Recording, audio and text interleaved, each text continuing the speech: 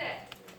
Number 1, when the language is especially vivid or expressive. So if you are quoting something that has really, really strong, vivid, amazing language that is necessary for you to include in your paper, then you can use a quote instead of a paraphrase. So would that be like, I think one of the good things I think for that is music.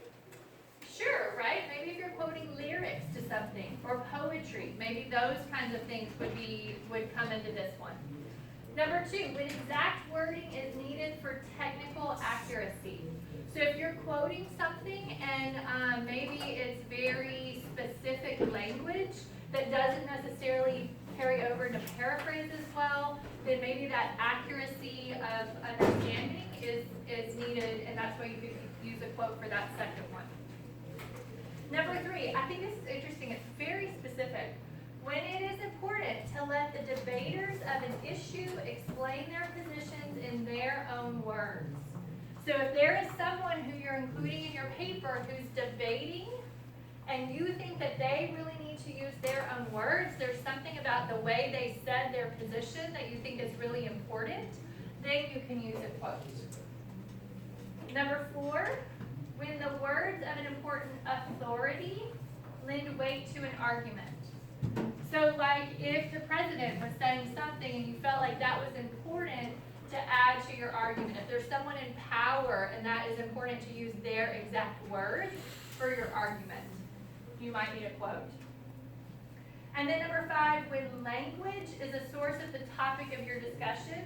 So this would be if you were analyzing diction.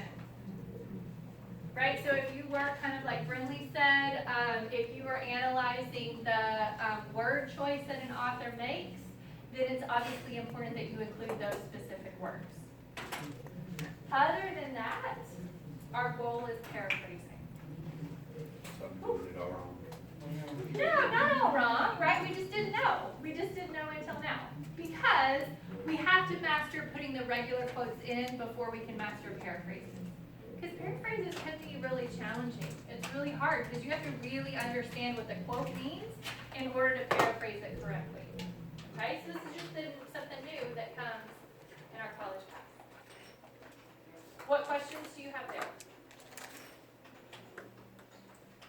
So, well, moral of the story, unless like the language is like very specific to like what the original author is trying to convey, don't quote. Moral of the story, right?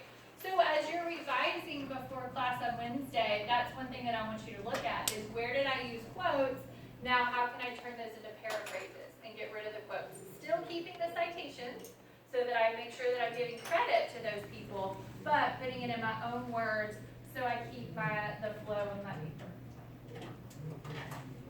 Other questions? Okay, flip that guy